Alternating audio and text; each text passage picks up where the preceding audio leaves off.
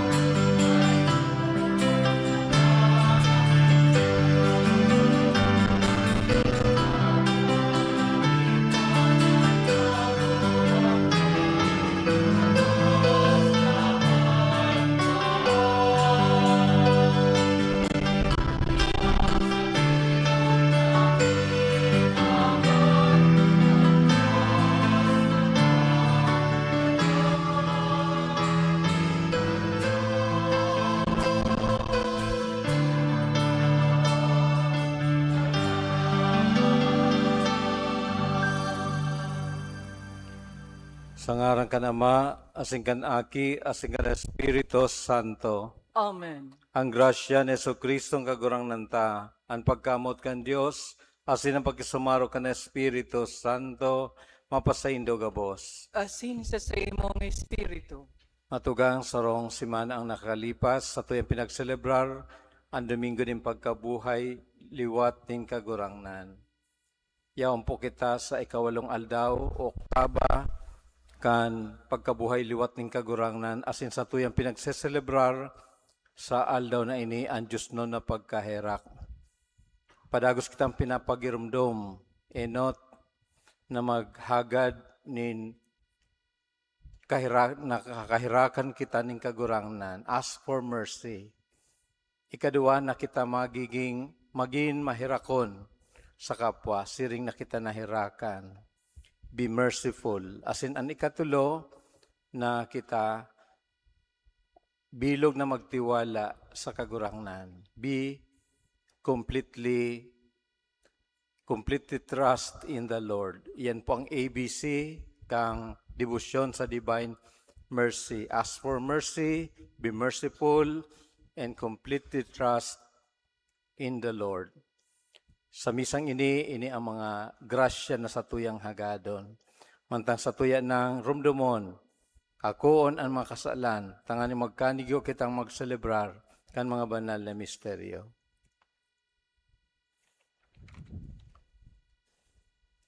Nagkukumpisal ako sa Diyos na makakamhan, asin sa ito mga tugang, tanagkasala ako nin makuri, sa isip, sa tataramon, sa gibo, asin sa kapabayaan. Sala ako, makuring sala ako. Kaya nangangadya ako kay Santa Maria, Danay na Birhen, sa gabos na Angeles Sen Santos, asin sa ito mga tugang, na ako'y pamibi sa kagurangnan ng Diyos.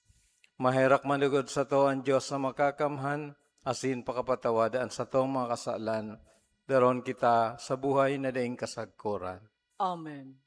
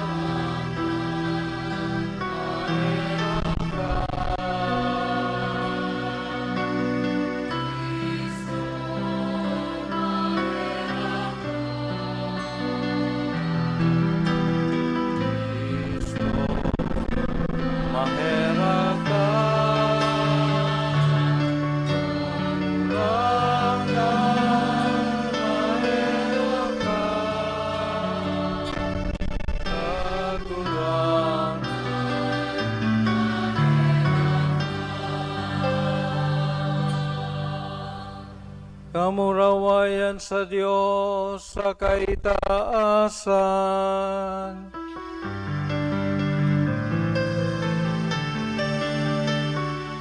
Kamurawayan sa Diyos sa kaitaasan. Asin sa daga katulinongan, sa mga taong marahayan doon. Maumika, rinorotyaw mika, sinasamba mika, pinapamuraway mika, pinapasalamatan mika, ulikan, dakula mong kamurawayan, agurang na Diyos sa deng langit nun, Diyos amang makakamang, kagurang na aking utong Yesu Kristo, kagurang na Diyos, podero kan Diyos, katikan naman. Ika na nagpapara kan mga kasalan kan kinaman, kaheraki kami. Ika na Nagpapara kan mga kasalangan sinabang. Ako aan sa mong pagkimahera. Ka na nagtutukaw sa too kan Ama, kairaki kami. Ay kasanaan mo na, kasanaan kagurangan, kasanaan urok kahalang ka. Yesu Kristo kaiba, kan Espiritu Santo, sa kamurawayan kan Diyos Ama.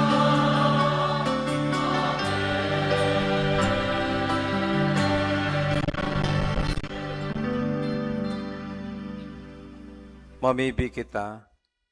O Diyos, hindi sagod na pagkahirak, ika nagpapalaad kan pagtubod nin banwaan na pinabanal para sa imo, sa tabang mismo kan Fiesta Pascual, patalubua ang biyaya na itinao mo. Tanganing ang gabos, makasabot kan maninigong donong, nauli ka ini sinda naugasan kan tubig nin bunyag, nagmundag giraray sa kalag, tinubos kan dugo, huli kay Hesu Kristo, na samong kagurangnan sa imong aki, na kaibang mo nabubuhay as sinagahade, kasaro kan Espiritu Santo, Diyos sa gabos ng kapanahunan kan mga panahon. Amen. Matukaw po ang gabos para sa liturhiya kan tataramon. An enot na babasahon, nagpapahayag, kan pagkasararo kan mga enot na Kristiyano. Sinda nagdanay sa pagsabuhay kan mga katukduan, kan mga apostoles, sa pagbaak kan tinapay asin pagpamibig. An enot na babasahon. Pagbasa sa mga gibo kan mga apostoles. Nagpapakaimbod sinda sa katukduan kan apostoles, asin sa parupakinabang, sa pagbaak kan tinapay asin sa mga pamibig. Igwanin pagkatakot ang gabos, dakol ang ngangalasan, sa katanda na nahaman huli kan apostoles. Ang gabos na nagtutubod sa raro, asin ang gabos sindang rugaring, pinaparo pakinabangan, ang mga pagsadiri, saka mga rugaring, ipinapabakal linda, asin binabaranga-banga, sa gabos, susog sa pangangaipo kan lambang saro. Arual daw, sarabay sindang nagpapakaimbod sa templo, asin sa pagbaak kan tinapay, sa saindang mga harong. Naghihiriras-hirasan nin pagkakan, sa dakulang kaugmahan asin kabinian nin puso. Naguomaw sa Diyos, asin iginagalang kan bilog na banwaan. Arual daw ang kagurangnan ang nagdadagdag kan mga iliniligtas sa saindang bilang. Tataramon kan kagurangnan. Salamat sa Diyos. Magpasalamat sa kagurangnan, huli ta siya marahayon, taan sa iyang pagkaherak sagkod paman. Magpasalamat sa kagurangnan, huli ta siya marahayon, tayo sa iyang pagkaherak, sagkod paman. Magsabi ngunyan ang Israel, sagkod paman ang sa iyang pagkaherak. Magsabi ngunyan ang harong ni Aaron, sagkod paman ang sa iyang pagkaherak. Magsabi ngunyan ang may mga pagkatakot sa kagurangnan, sagkod paman ang sa iyang pagkaherak. Magpasalamat sa kagurangnan, huli ta siya marahayon, taan sa iyang pagkaherak, sagkod paman. Dinaguso akong dinaguso na matumba, alagad ang kagurangnan tinabangan ako. Kusog ko asin awit ang kagurangnan, siya ang nagin kong kaligtasan. Kurahaw nin kaugmahan asin kaligtasan, sa mga tulda nin mga suripot. Ang toong kamot kan kagurangnan ng gana. Magpasalamat sa kagurangnan, huli ta siya marahayon, taan sa iyang pagkaherak, sagkod paman.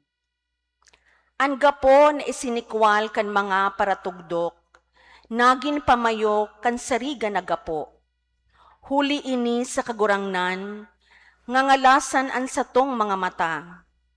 Uya an aldaw na ginibo kan kagurangnan, ikurahaw ta. Diyos, asin Ama, kan kagurangnan tang si Heso Kristo. Sa dakulan niyang pagkaherak, iminundag niya kita liwat para sa buhay na paglaom, hulikan pagkabuhay liwat ni Heso Kristo, hales sa mga gadan. Para sa pamanang mayong kalapaan, mayong digta, dai maluluyos, pamana na itinagama sa langit para sa indo. Nasa kapangyarihan kan Diyos, binabantayan, hulikan pagtubo para sa kaligtasan na andam ihayag sa huring panahon. Kaya kamo nauugma, bagaman nagkakaipo pa sa dikit na panahon, na mapamundo kan manlain-lain na sugot. Tanganing anhalaga kan sa indong pagtubod, na mas mahalaga kisa nawawarang bulawan na binabalo nin kalayo, maginindong kaumawan, kamurawayan asin kagalangan, sa kapahayagan ni Heso Kristo. Dainindo siya nahiling, alagad namumutan.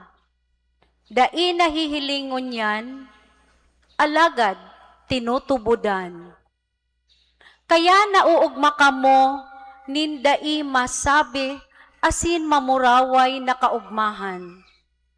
Tamakakamtan ang katuyuhan, kan pagtubod, na iyo ang kaligtasan nin mga kalag. Tataramon kan kagurangnan, Salamat sa Diyos. Matindog po ang kabos sa pagrukyaw kan banal na ebanghelyo.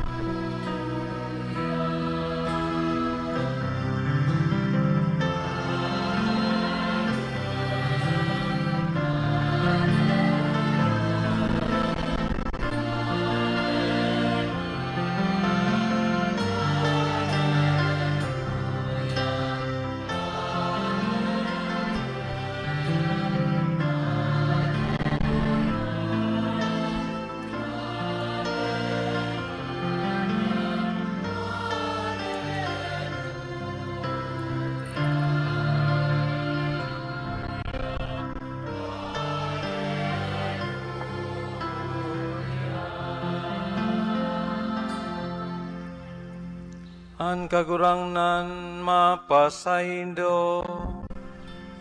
Asin sa imong Espiritu. An pagbasa kan banal na ebanghelyo, sosog ki San Juan. Kamurawayan sa imo kagurangnan.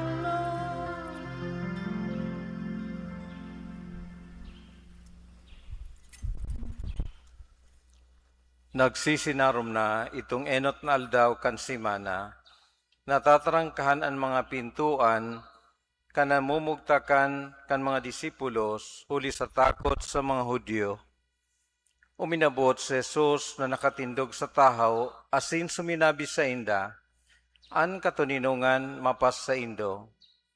Pakasabi ka ini, ipinahiling niya sa inda an sa iyang mga kamot, asin an hirog.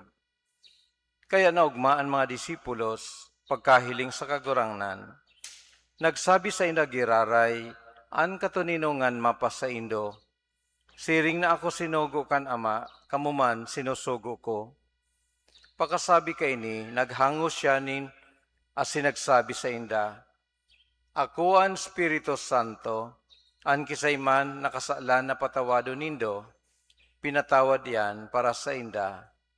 An kisay man na makasaalan na dain nindo patawadon, dai yan ipinatawad. Si Tomas, saro kan 12, itong inaapod na kambal, dahil ninda kaiba ka nag-abot sa Jesus. Pigpara sabihan siya kan ibang mga disipulos, nahiling mi an kagurangnan.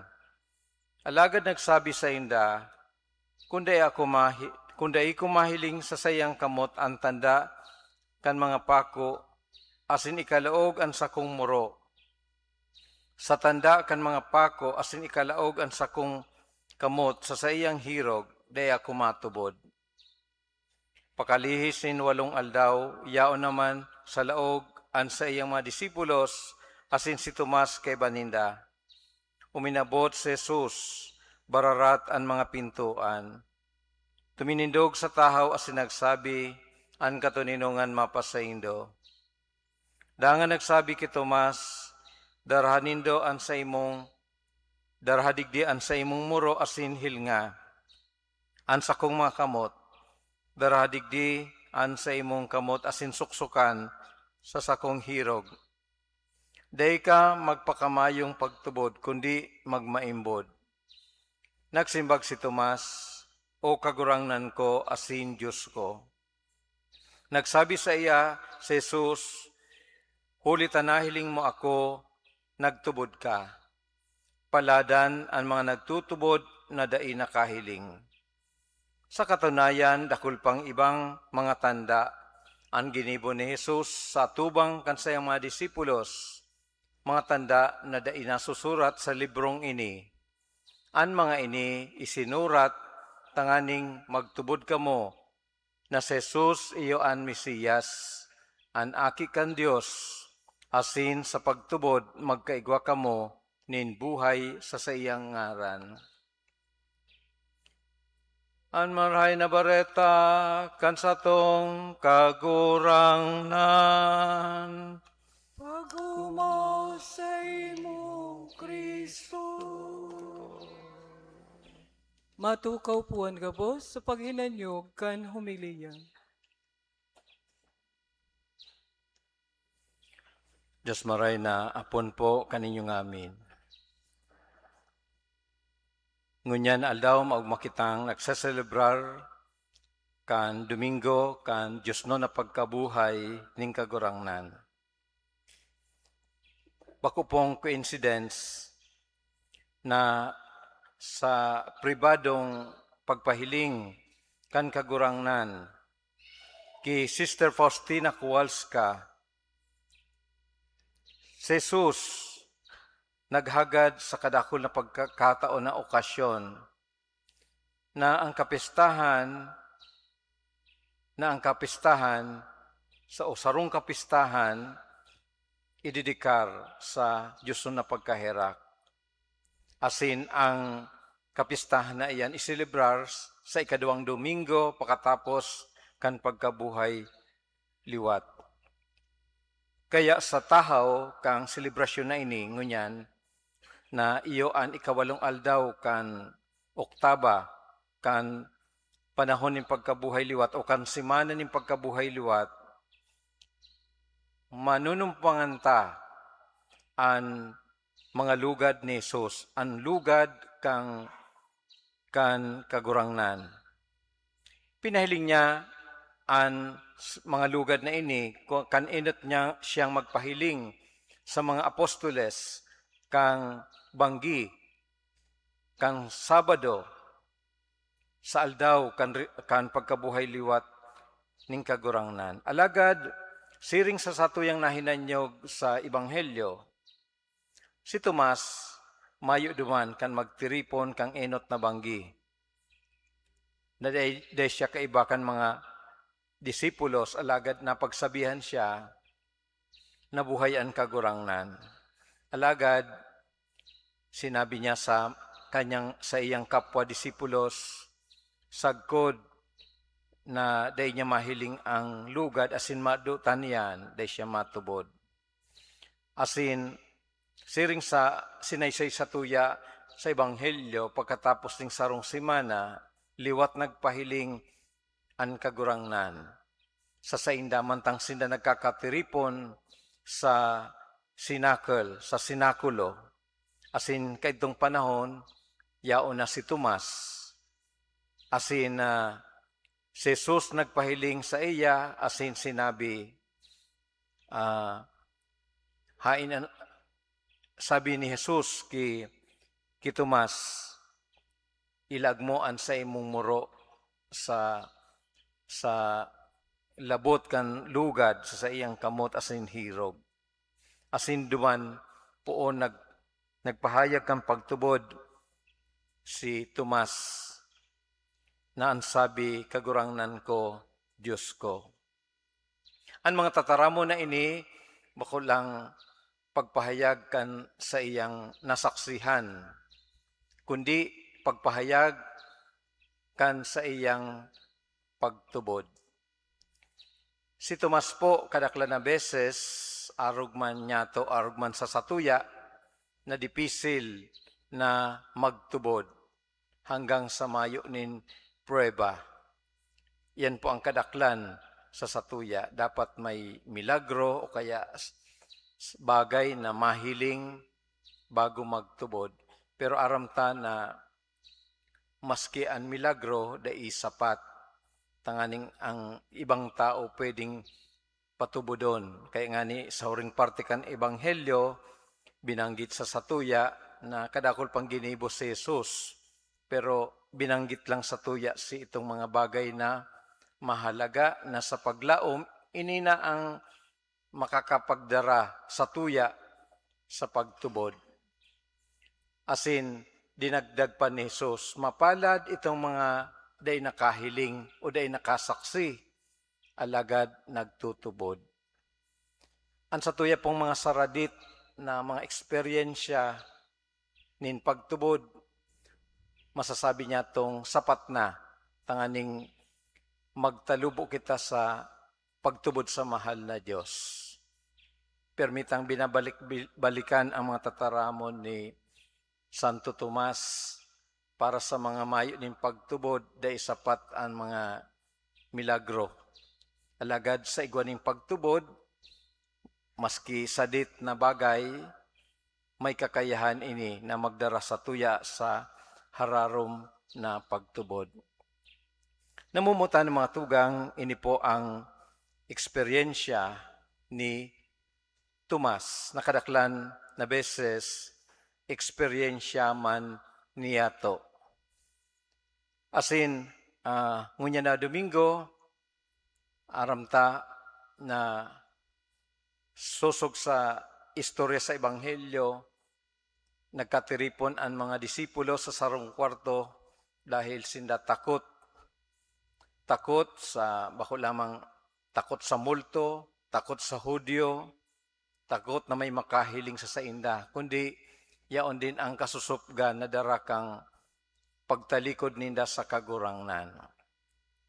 Kaya si Jesus biglang nagpahiling sa sainda, mantang sarado ang pinto, ang kagurangnan luminaog sa kwarto, nagpahiling sa inda, nan sabi, mapasaindo ang katuninungan. Aram ni Jesus ang namamatean kan mga disipulos, magkahalong emosyon, day masabutan kung ano ang, basta siguro kung i-describe niya to ang mga disipulos, disturb sinda kang mga pangyayari, kang day pasananahaloy na pangyayari. Day ninda aram kung ano ang sunod na mangyayari sa saindang pagkabuhay. Alagad pinakalma ni Jesus ang saindang mga pagmate sa paagikan pagsabi, mapasaindo ang katuninungan. 2 beses na sinabi ini ni Jesus. Tanganing mapanatag an sa indang buot sa indang namamatian sa pagkakataon na ini. Ang tataramon na mapasaindo ang katuninungan, pagpahiling ni Jesus na enot na sinda pinapatawad, na binahabo ni Jesus na balikan ang nangyari. Garumasan ang sinasabi niya, lingawan mo na ang nangyari. Basta ngunyan, andar ako katuninungan kan sa indong puso, katuninungan kan sa indong buot. Pinapatawad ko kamo, maski sa anuman nakasalan na sa indong naginibo. Kabali dyan ang sa indong pagnigar, yaon dyan ang pagtalikod sa mga panahon na susog sa indang pangako na dainin tatalikodan ang kagirangnan. Alagad kabaliktaran ang nangyari. Asin maliban po kayan, susog sa Ebanghelyo, si Jesus naghangos asin tinao sa inda ang banal na Espiritu, ang misyon na magpadagos kang gibong pagkaherak, kang gibong pagpapatawad sa kapwa. At this point, ang mga disipulos nasa marhay na posisyon tanganing magpatawad sa kapwa. Kaya bako lang pinatawad sinda, kundi tinaw-aning kapangyarihan na magpatawad man sa kapwa. Kaya sabi ni Jesus, mantang siya naghangos sa sainda, sinabihan niya sinda, ang sisay man na sa indong patawadon, mapapatawad, anday nindo patawadon, day man mapapatawad. Ini po ang otoridad na itinao sa mga apostoles. Sarong misyon na ipinagkatiwala sa simbahan sa paagi kan mga apostoles, ipinasa sa iyong mga kasalihid sa mga obispo asin pinaghiras sa paagi kang ministeryo ning kapadian. Ini po ang basihan, scriptural basis kang sakramento nin pagkumpisal, ang sakramento nin pagpapatawad. Dahil kung mayo po nin pagpapatawad, ano po ang mangyayari? Dagos-dagos po ang cycle of revenge. Siguro pag may nagkasala, unpermitang gigibuhon magbalos. Day pong pundong pagbabalus-balusan, nagiging ang kultura na every time na may nagkasala, sasabatan mo o babaluson mo kung ano man ang ginibo sa saimo. Iyan po ang cycle na day mauuntok hanggang day po kita magpatawad. Iyan ang ginigibo. Pino na ni Jesus ang kultura nin pagpapatawad sa paagi kan pagmukna niya kan sakramento nin pagkumpisal. Iyan po ang magdadara kan tunay na katuninungan sa kinaban. Pagpapadagos kang katuninungan na dara ni Jesus sa kinaban. So, iyan po ang dakulang bagay na dara sa tuya kan pagpapatawad ni Jesus. Kaya kung sila nag-ako kan pagpapatawad, maninigo sana na sindaman magpatawad sa kapwa. Asin ini ang basihan, ini ang dahilan kung taano ta maninigo sindaman na magpatawad sa satuyang kapwa. Siring sa kaisipan kan kadaklan, ang ibanghelyong ini mapapadapit sa pagkaherak ning kagurangnan, mas urog pa sa pagkamuot. Pag sinabi po niya ito na yung pagkaherak, ang pagkaherak po mayong iba, o pwede niya itong sabuton ang pagkaherak sa duwang bagay. Number one, not getting something bad that one deserves. Pinapalibre kita sa samong bagay na dapat manigong mapasa mo, pero daiyan yan itinatao sa imo. Halimbawa, may popular kitang tataramo na karma. Dapat nga ining taong ini makarma. Pero, day ka kinarma, pagkahirak po iyan. Pagkahirak ning kagurangnan. Pero aram mo na pwedeng karmahon ka, at least sa ordinary conversation. Aram mo na nagibo ka ning sala, kaya kung medyo nakakamati maning balos, nin bakong magayon, alagad dai mo na matian yan po pagkahirak. In simple terms, dapat kang padusahan, pero dai ka pinagpandusahan, apod po kayan pagkahirak, nahirakan ka. Yun po. May utang ka, dapat ka magbayad, alagad sinabihan ka, dai ka na magbayad, pinatawad ta ka na. Pagkahirak po yan.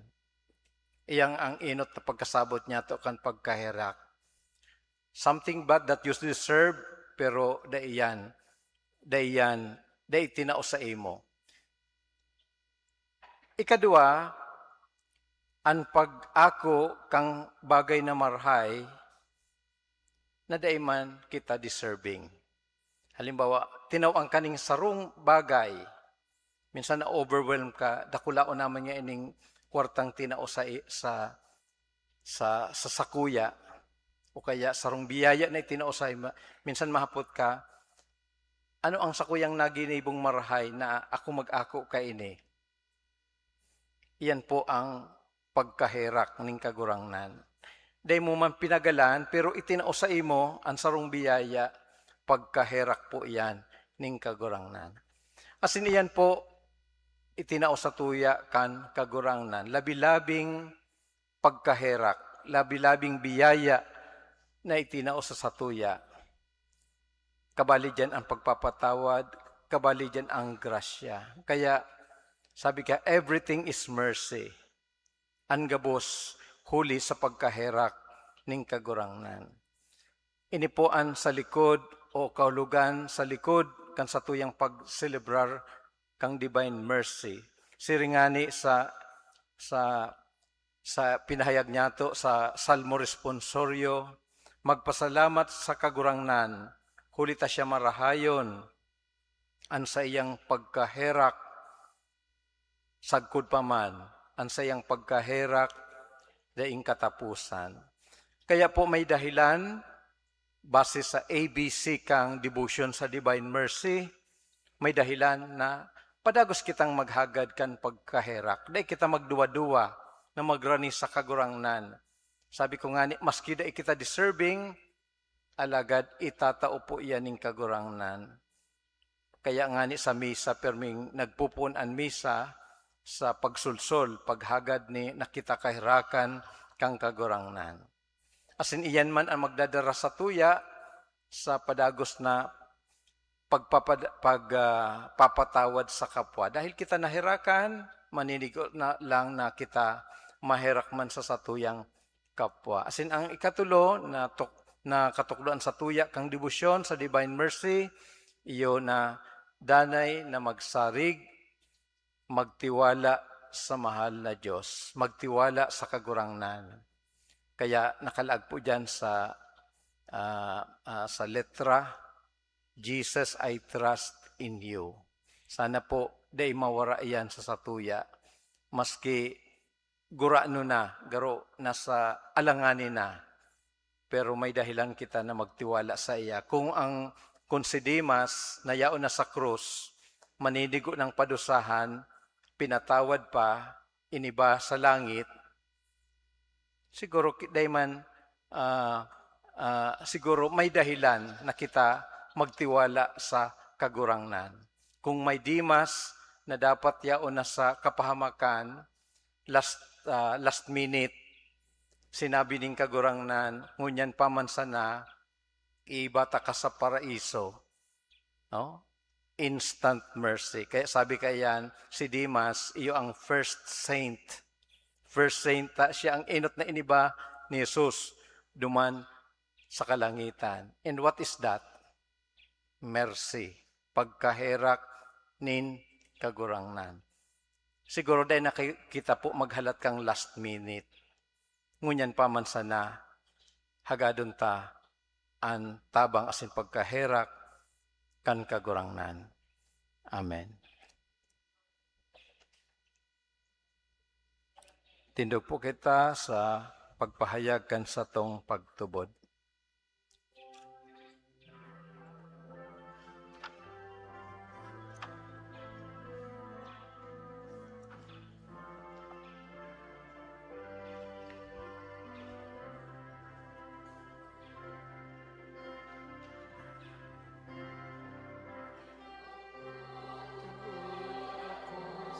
Diyos amang makakamhan, kaglalangkan langit asin daga, asin ki Hesu Kristo aking bugtong niya, kagurang nanta. Pinangidam huli kan Espiritu Santo, mundaki Birhen Maria, pinasakitan kan panahon ni Poncio Pilato, ipinako sa krus na gadan asin ilinobo, uminilig sa mga gadan, kan ikatulong aldaw,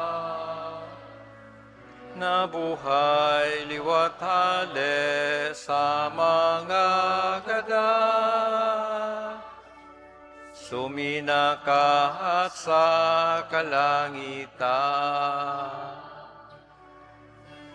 nagtutukaw sa too, kan Diyos amang makakamhan,